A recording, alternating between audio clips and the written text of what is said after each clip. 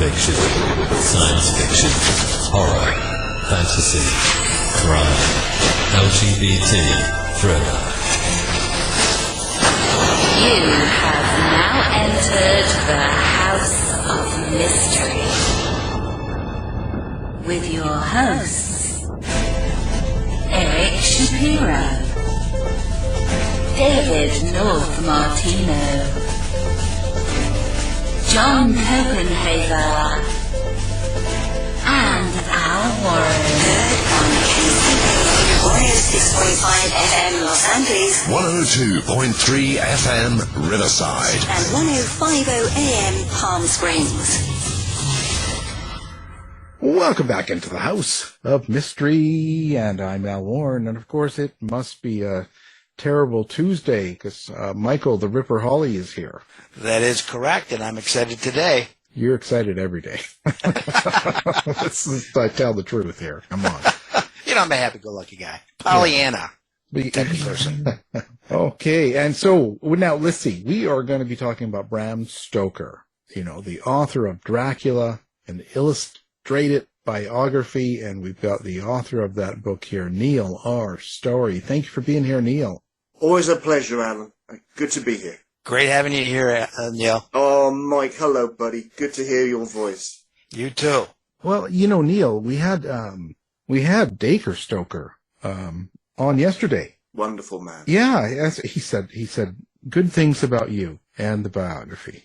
That's always a good start. You got the living relative happy with what you've done. Is that really, do you take that into account? Do you think about that when you're going to start like of course you've been doing this for years, but when you do a story on another person, a living person, whether it's biography or just sort of some sort of historical situation or story, do you take into account maybe what survivors would think about what you're doing? Absolutely. Absolutely. My background is very much in social history, and from an early age I've known veterans of both the First and Second World War. All my First World War veterans, men and women, they're all gone now. We're rapidly losing that remarkable generation that served in the Second World War. They trusted me with their stories they wouldn't often share with their own families. Families often said to me, my dad's never told that story, my mum's never told that story. So I feel it's incumbent upon me to tell, if they've given me those stories, I've got to tell them respectfully, and in the way they were told to me, almost verbatim, sometimes quoting directly from the letters or interviews that we had together. When it comes to Bram Stoker, he's been an integral part of my life, I guess, for most of my life, because for as long as I can remember, I, at the word Dracula, can instantly conjure up an image of Christopher Lee in the role of Dracula in one of the Hammer films. He's got a long black cloak, he's got jet black hair, he's got bloodshot eyes, snarling teeth, pair of fangs, a trickle of blood in the corner of his mouth. It scared me. It really did. When I was a teenager, I read the book and I wanted to know, who is Bram Stoker? Who was he?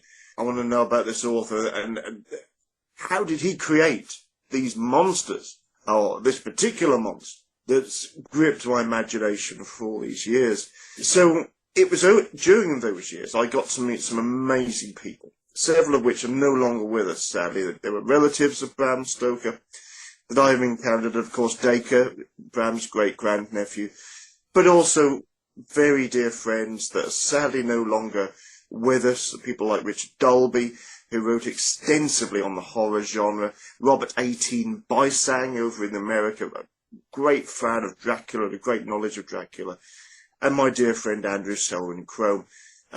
He was a fellow paranormal researcher, and my goodness, we used to go ghost hunting together, and they've all gone. So it's not just Bram's family, his descendants, but my friends, that I owe it to them to do the best I can to evoke the spirit of the great man who was and always will be Bram Stoker. Did you have it in your mind, some sort of I don't want to say agenda, but some sort of framework, something you wanted to bring out about Bram that perhaps a lot of average people don't know? I really wanted to write a book with great affection for the man. You see, a lot of people know Dracula the book, but not everybody's picked up a biography, and there has been so much material that I've been fortunate enough to uncover. Interestingly, when I was doing my Tumblety research over 10 years ago. Yes. This was an incredible thing that when Stuart's discovered this, the letter, the little child letter that names Francis Tumblety as a highly likely Jack the Ripper suspect. Remember, little child, chief inspector? Oh, yes. In Special Branch in London, the only senior police officer to remain in post, or to be in post before the Ripper murders, and still to be in post after the Ripper murders. All right. Special Branch, if you don't know what they are really the National Protection Police. They operate above, really, CID. They'll work with CID, but at the end of the day, no one messed around with Special Branch. The buck stopped there. That was national security for Her Majesty Queen Victoria. And it was a time when there were bomb threats in London, and indeed Fenian bombs going off in some major landmarks of the city. And it's little child and his men that are trying to intercept the terrorists that were attacking Britain at that time, any national threat. So for little child to name this suspect, it was incredible. Yes, absolutely. And by the way, that book of yours is called The Dracula Secrets. So if anybody wants to get that, I highly recommend The Dracula Secrets as well. Well, it took 10 years, really, of chasing up to access the material that I wanted, because in the documentary with Stuart Evans, there was a short piece on there by a lady called Vivian Allen, and she was speaking about a homosexual lover of Francis Tumblety, and his name was Thomas Henry Hall Caine. Now, Hall Caine was the first man to sell 1 million books in the English language, but he's almost forgotten today as an author. Most Victorian households would have had a Hall Caine book. If they had books in their house, there would be a Hall Caine on the shelf. It's just his works, because they're romantic, they're Christian, moral tales, and quite twee tales of sort of fisher folk and country life. Very popular in the day, made into some early films, plays, but all but forgotten today. But that puts Hall Caine into perspective. He was a big, big name. And it struck me that not only was, I really wanted to find the letters between Tumblety and Hall Caine. Right. We didn't know how many there were. I thought there might be 10 or 15.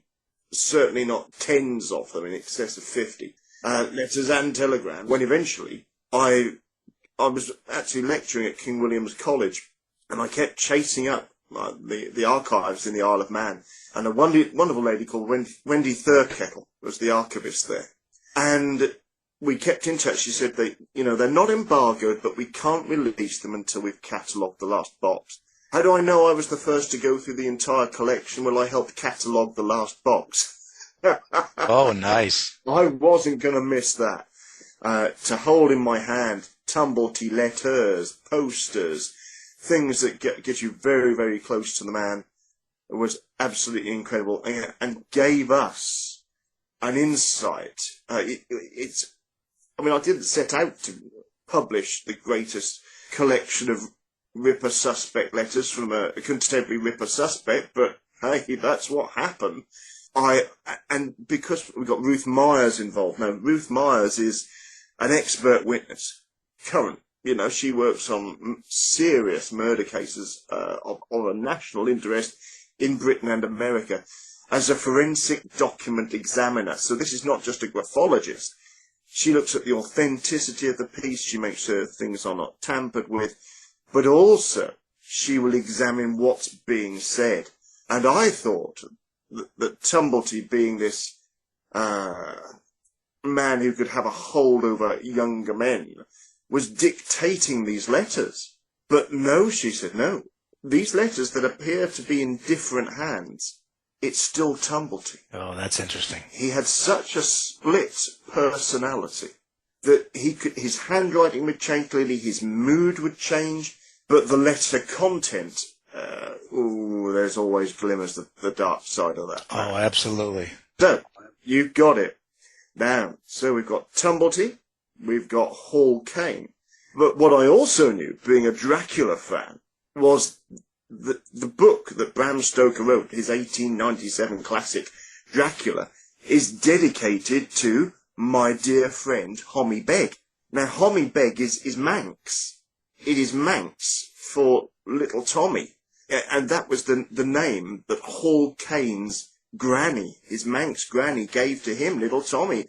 And in fact, in the archive, I found the letter that Bram Stoker wrote to Hall Caine saying, I want to dedicate this book to you, because they were great friends. Wow.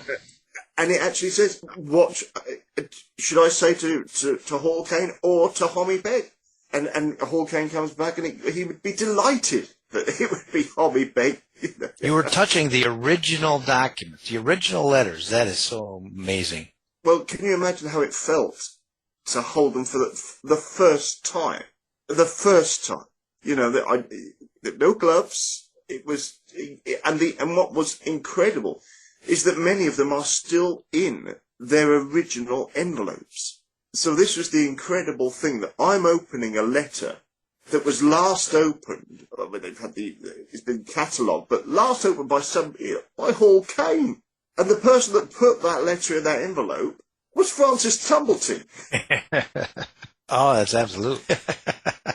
And interestingly, with what you said is changed when they said that, there was evidence, even the reporter said that who was speaking with Tumblety right after the murder said he had a British accent.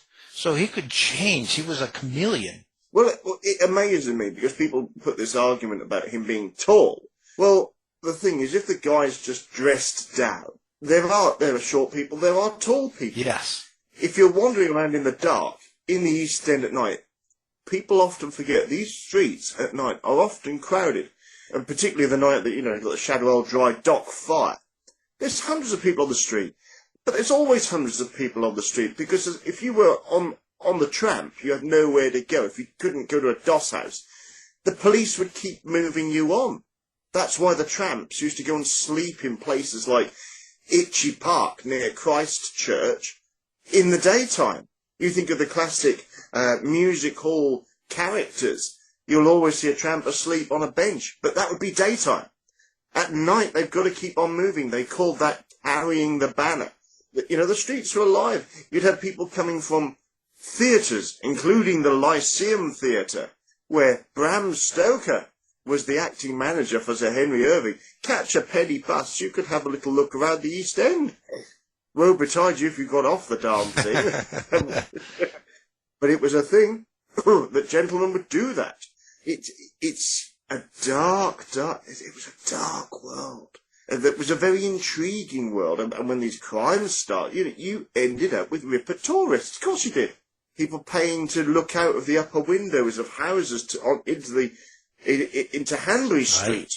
From the houses that backed on there. That's the first fees. It's incredible. But there were certainly tours, there were exhibitions, there were displays. And this all tangles up. So you've got Tumblety, you've got Hall Caine, you've got these incredible letters. But in that collection, Hall Caine was a huge friend of Bram Stoker. So one of the finest collections of letters from Bram Stoker are there in the Isle of Man as well. So, having photographed all the Tumbletys, I thought, oh my God, there's far more of them. There are hundreds of them. Oh, well over 100. Wow. More. Documents and letters and all sorts. And the delight is, you see, the trouble with correspondence in Britain, there's a Bram Stoker correspondence collection, which is great. But that's mostly letters to Bram. So you get an idea of what's going on in his correspondence. That's great. But seeing letters from Bram himself, they're scattered all over the world. The things sell for hundreds, if not thousands of pounds per letter. Lord knows I've had to pay some of that myself. but you know, yeah, you do, because I want to have some of my beloved Bram things. Of course. Eventually, they will find their way to an academic facility. The ones that will give them the best and most loving home. They really will. I'm not going to give them away, I might add. Well, that's like Stuart Evans with the little child letter. I said, you can hand that off to me, Stuart. I think that's something that really needs to go into the National Archives. Yes. Either in America or UK, because the thing is of such significance. It shouldn't be in private hands. You could spill your mug of coffee on that, you know, Mike. Well, and when he showed it to me, it was in plastic overlay. So, but I said, "Look over there," and I kind of hit it, and he laughed at me. But but he said that someone, private person, offered him £13,000 for that. I think he said. It's like it's really amazing. It's a wedge of money, but it's priceless. Yeah. In many, many ways. I would hope that a good depository would make him a fair offer to own that significant document. I would hope that. It deserves to have, and I often find, you know, if somewhere pays decent money for something, they tend to look after it.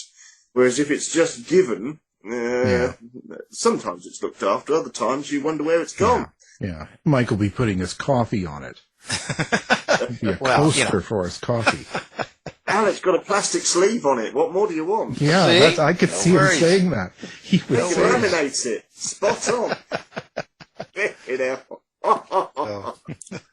But there we are. This incredible collection of letters was there, and it's my Dracula Secrets came out in what was that 2012, and very soon after that we had anniversaries for Britain's involvement and Canada and the Allies, our involvement in the First World War. It's our commemoration event. And I was involved from 2013, planning and getting involved, and then all the way through helping cities like Norwich and Newcastle bring this alive for school kids, people of all ages, some really amazing projects. So everything went on the back burner.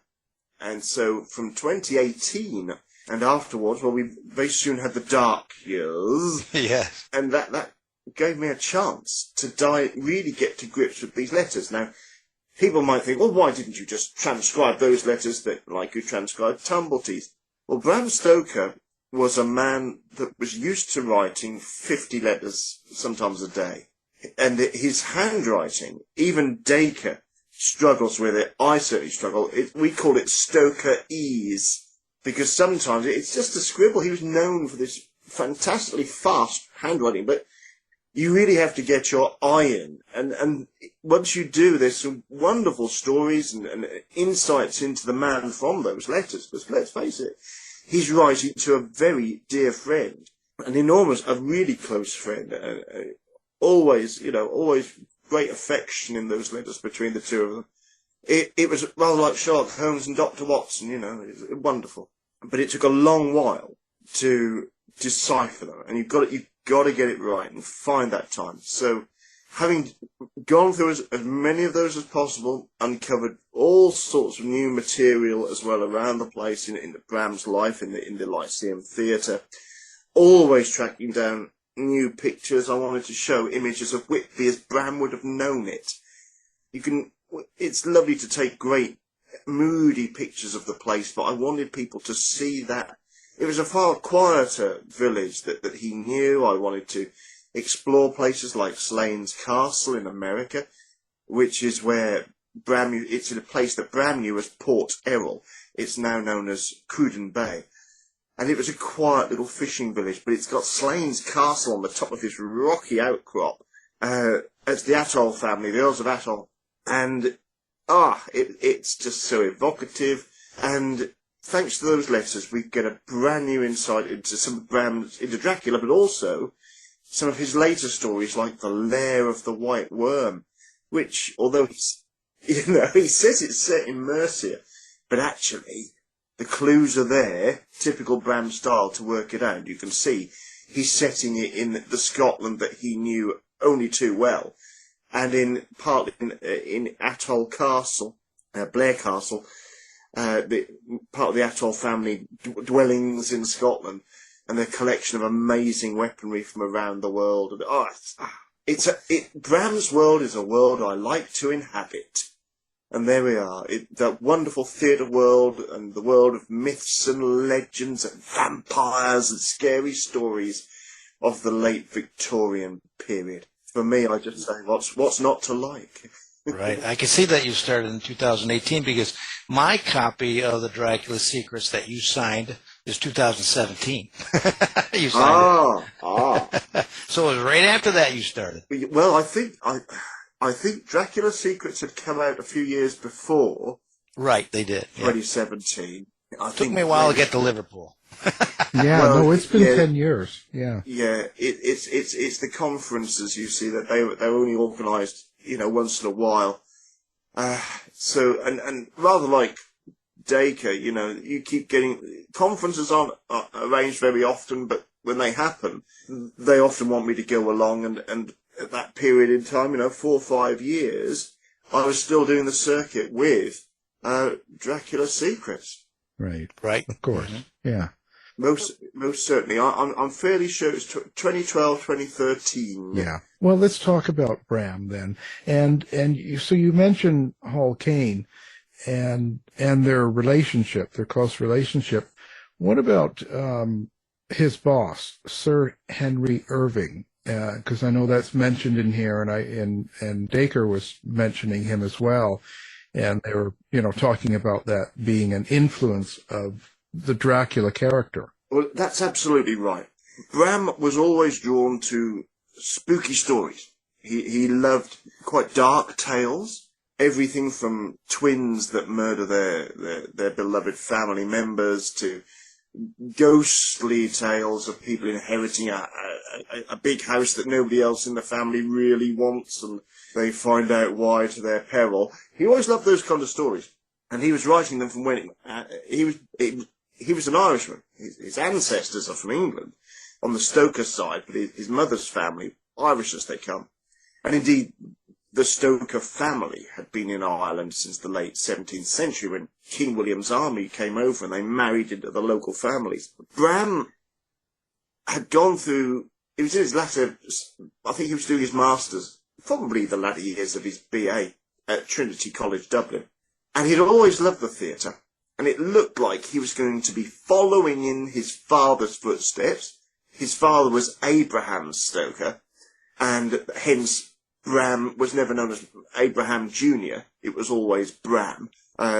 He followed in his father's footsteps, and he went into the civil service, but he wasn't making an awful lot of money, and so he still wanted to go to the theatre. He was also seeing that when he did go to theatrical performances, the reviews in the Dublin papers were not very good, and so he just wrote to one of the well-known Dublin newspapers and said, "Look, your reviews aren't very good. I'll tell you why." And he was very respectful. He said, "Look, I will write you theatrical reviews. I can see these guys, they want to cover other stories. They don't want to go to theatre. I'd love to go. All you have to do is pay for my ticket." And the newspaper editor, well, of course, he gets free tickets, gets free articles. Great. Free up the reporters to cover what they want to cover. Yeah, come along, Bram. And this was this magical entree to the world of theatre that Bram always loved, was always drawn to. And it was during that time he saw this up-and-coming actor called Henry Irving, and he wrote the most wonderful reviews for Irving's performances. Irving, this young actor, Irving was doing okay, he was on the way up, but this guy, Stoker, kind of got him. He understood what he was at. And the pair got on very, very well initially. And Bram grew to idolise this young actor, particularly when Irving says, "Look, I'm going to take on the lease of the Lyceum Theatre." Wow! Oh, and he says, "I would like you to be my acting manager." And that's incredible. What an opportunity to work with the man he idolises in the world of theatre that Bram had always wanted to work in. So he does. He marries. Bram gives up his job, hands in his notice, tidies it all up. He creates a book, incidentally, before he leaves. He was an inspector for Irish petty sessions. And Bram's first big book was actually a guide to clerks of petty sessions in Ireland. Even Bram Stoker described his first book as dry as dust. Anyway, he gives it up. He marries his sweetheart Florence, who, by the way, was the ex-fiancée of Oscar Wilde, Florence Balcombe.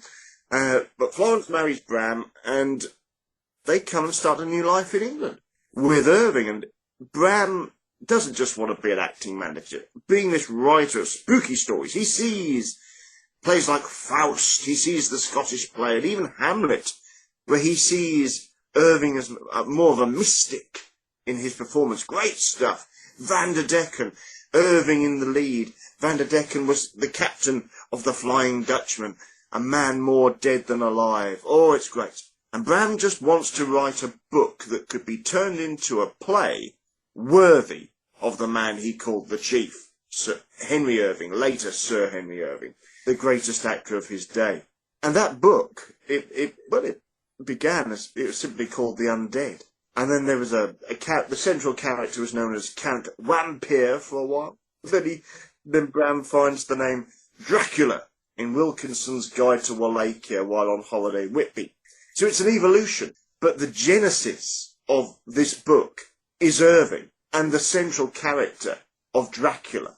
The genesis of that was Irving. But there were other persona, explorers, poet laureate, Alfred Lord Tennyson, the explorer Stanley, and the explorer Richard Burton. They're the three that really gave Dracula traits and physical attributes. But ultimately, you see, Irving, he had Bram at his beck and call. He really did. Bram, people that remember him always said, I remember Bram Stoker, he would always say in his Irish brogue, I'm in a mortal hurry. And yes, he'd stop for dinner and things, but it would always be in the beefsteak room or out with Irving when they were on tour.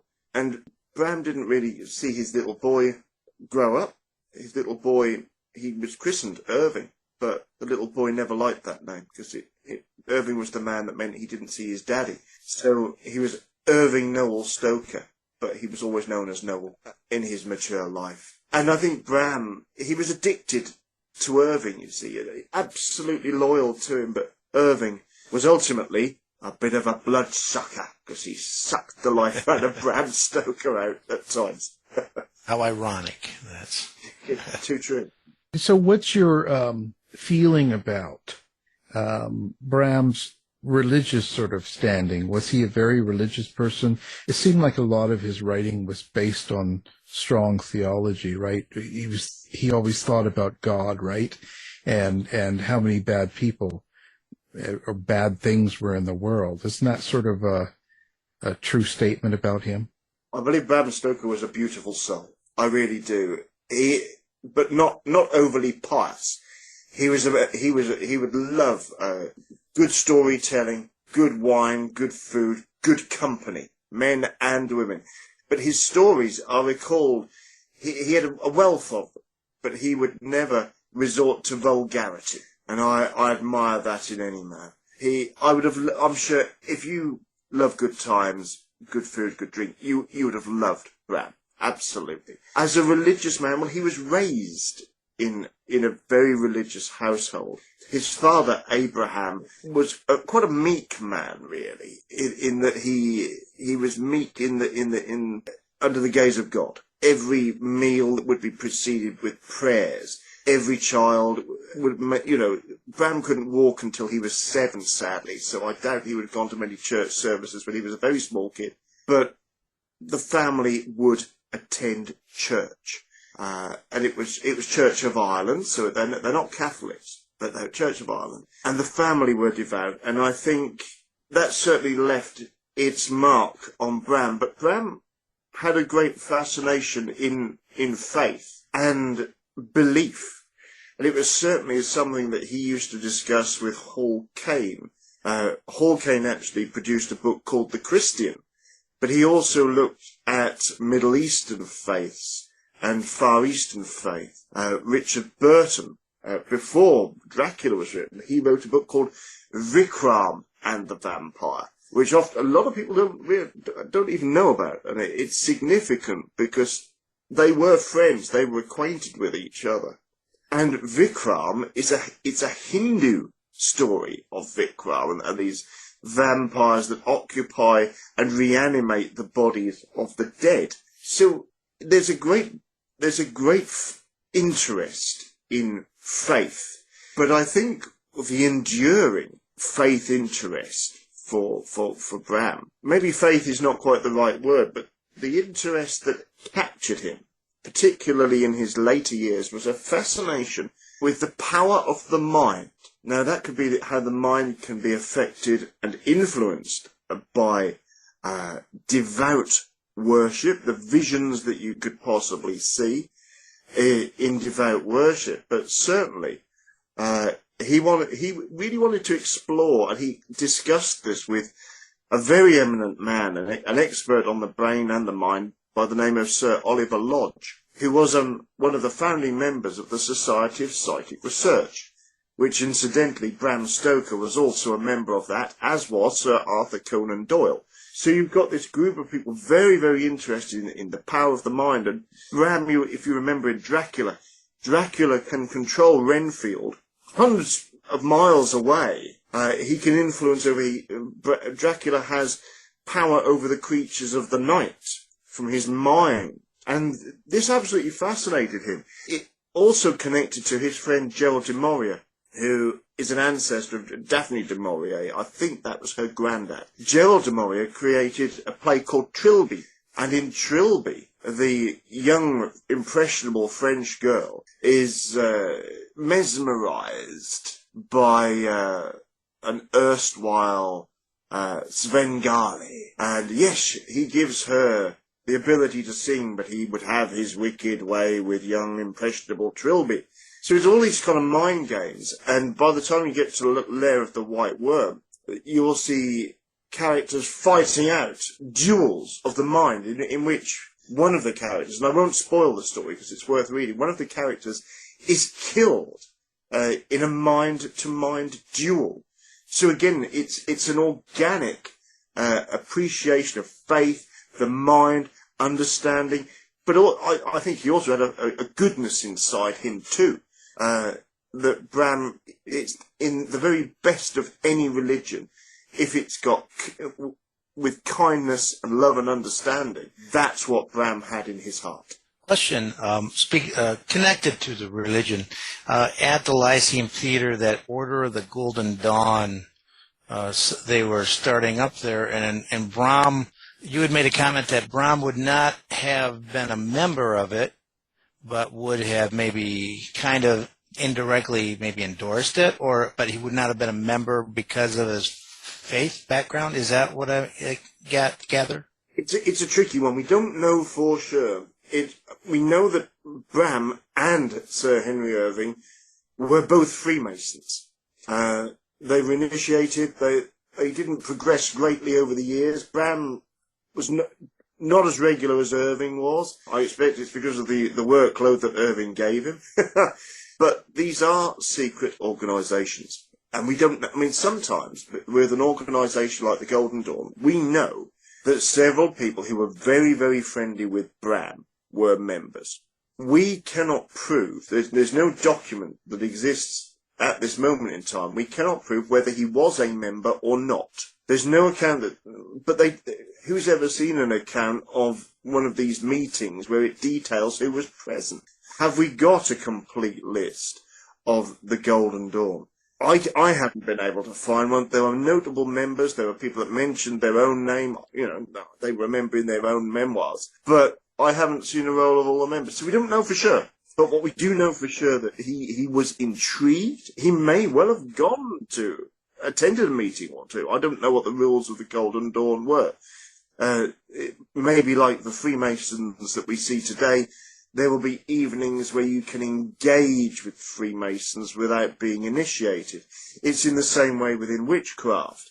I have a number of friends, and indeed I guested at a coven meeting, at several coven meetings, at the invitation of covens. It doesn't mean I'm a witch, it's just meet us, let us show you some of the things that we do.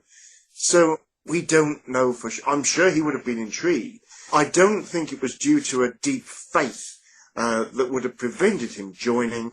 I have to say, it comes back to Bram always saying that he was in a mortal hurry. And in all of those years that he was at the Lyceum, every single account, the man's work, he almost worked himself to death. And I think it was for no other reason than he didn't have the spare time. For the same reason he didn't have the spare time to carry on with Freemasonry and progress. He's got a family he's trying to juggle and see them, but he also has this theatre and all-consuming Irving. So when Irving's going out and doing his Masonics, and normally Bram would go with him. He would shadow him to talks and speeches anyway, wherever he went. So I think it's more of not really having the time to do that. How curious that the Order of the Golden Dawn, one of their goals was to look for the Philosopher Stone, elixir of life, and Dracula is immortal. Absolutely right. These are all things that undoubtedly interested Bram. That's why he would have been very intrigued by the meetings. You know, he would really, it is compatible. But if you read Bram's books over the years, including his non-fiction articles, you will see that he's got a lot of interest in the people that were trying to make the Philosopher's Stone, or necromancers, and also looking at those like Cagliostro, and trying to make gold out of purest green stuff. Yes. and indeed, Bram did produce a book on fraudsters and tricksters, a serious book on this.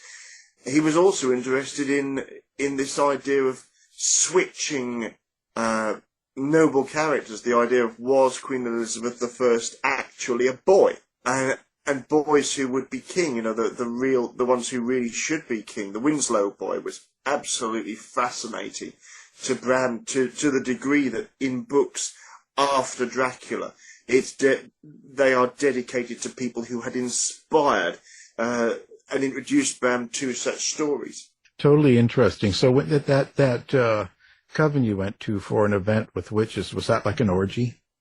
No. I will have to tell. I'll have to remain this in some confidence. But over these years, I've got to know and become very friendly, and I mean this in the most respectful and loving way, with Wiccans, witches, and those that follow a natural path in religion. I find them very lovely, calm, beautiful people. I count one of my best friends, well, two best friends, really good friends, are high priestesses. And no, there was no nudity involved, but I have been on tours where you have quite a large group of ladies that wish to visit historic sites, and they will want to visit them very early in the morning when there's no one around. They'll get special permission to go to these ancient sites and dance around stones. And they will be in sort of long zippy macks and a pair of shoes, but I know there's nothing underneath those coats. And they always say, "Oh, Mr. Storey or Neil, would you like to come and join us? Come and dance." Of course, those mornings are very, very cold. And the women, they've got nothing to lose, have they? It's got the dew and the cool of the air. Me, I've got self-esteem issues. I wouldn't like to go out in a cold winter's morning and not do myself the greatest service, if you see what I mean. Right. Everything retracts in the cold, Mr. Warren, don't you know? Oh, it could be fun. Let loose. Have a good time. We have to, come on.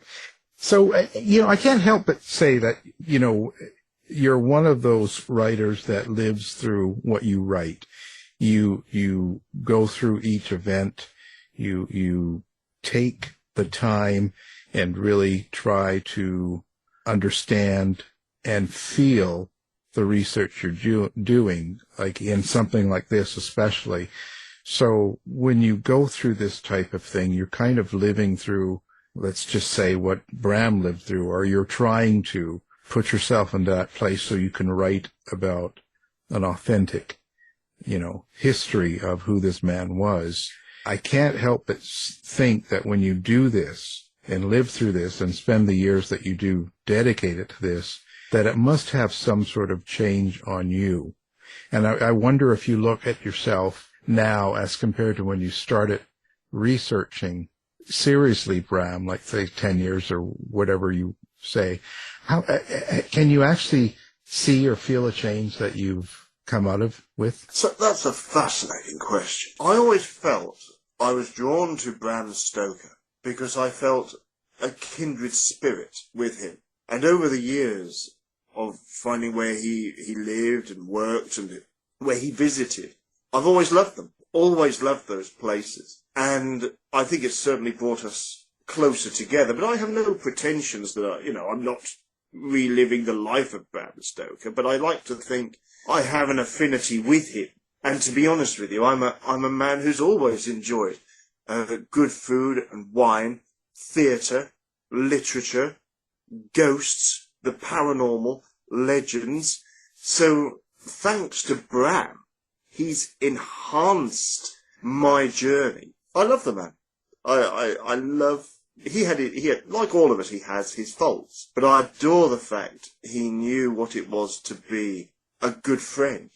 And of course, life does present its challenges to all of us now and again. I've known a broken heart, and I know that Bram did in some ways. If people betrayed him in friendship, that would really, really hurt, because if you were a friend of Bram's, he would be a friend of yours for life. He was a very, very special man. And thanks to Bram, I've met the most extraordinary and wonderful people on both sides of the Atlantic. So yes, that has changed my life for the better. Bram Stoker was one of the very first, in fact, I think he wrote the first really well-regarded travelogue of America, believe it or not. Mm. It's called A Glimpse of America, and it was really his observations on America while on tour with the Lyceum Company. But it's brilliant because he's looking at these fledgling cities in the late 19th century. You've got to remember, this is still a time of the American West.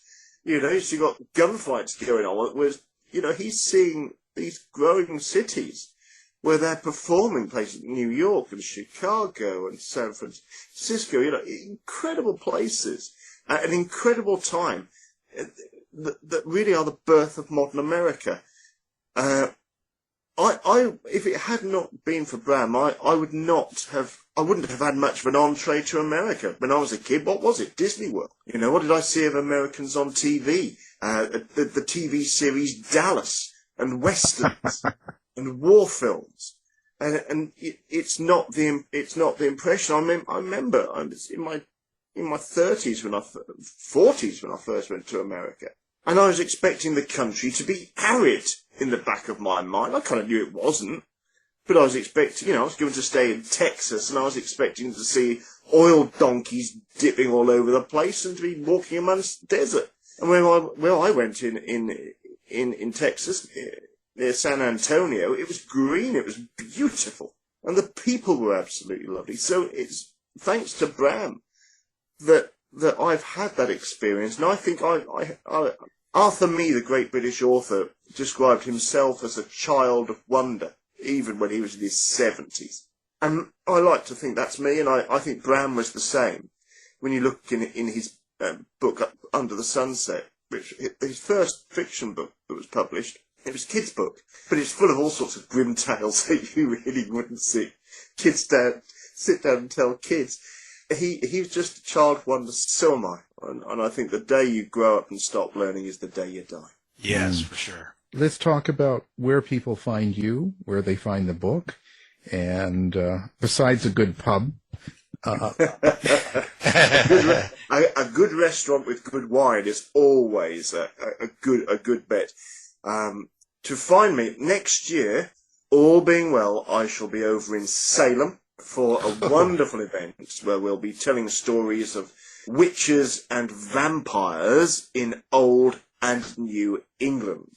I can't name any of the other guests at the moment. It's all a bit tentative, but you can probably guess who I'll be inviting if he can make it. I have a sister that lives just a few miles from there, so I might have to visit my sister that weekend. That would be absolutely wonderful. And I'd love to have Dacre if he can make it. And but it's early planning stages. Anyway, that's with Mysterious Adventures Tours. But if you want to find me, my publishers are Pen and Sword. They are based in Great Britain, Pen and Sword Books, but they distribute in America. So the book will be distributing in America, I think, any day. So that my Bram Stoker, author of Dracula, illustrated biography, that's going to be available. And of course, you can get it from online retailers or go to a local bookstore. But there's my author bio on there, and if people really, really are moved and they want to track me down and be a Facebook friend, they're very, very welcome. So that's on my Christmas list for sure. Well, there we go. Now we know. We'll have it all up on the website, of course. And so the book we're talking about, Bram Stoker, author of Dracula, an illustrated biography, and it's written by Neil R. Storey. Thank you for being here. A pleasure, Alan. Lovely to talk to you as ever, and all the best to you, Mike. Oh, you too, Neil. You've been listening to the House of Mystery radio show. To find out more about our guests, hosts, or shows, go to www.houseofmystery.com. Show's over for now. Was it as good for you as it was for me? Yeah. Good night. This has been a production of Something Weird Media. I'll be back.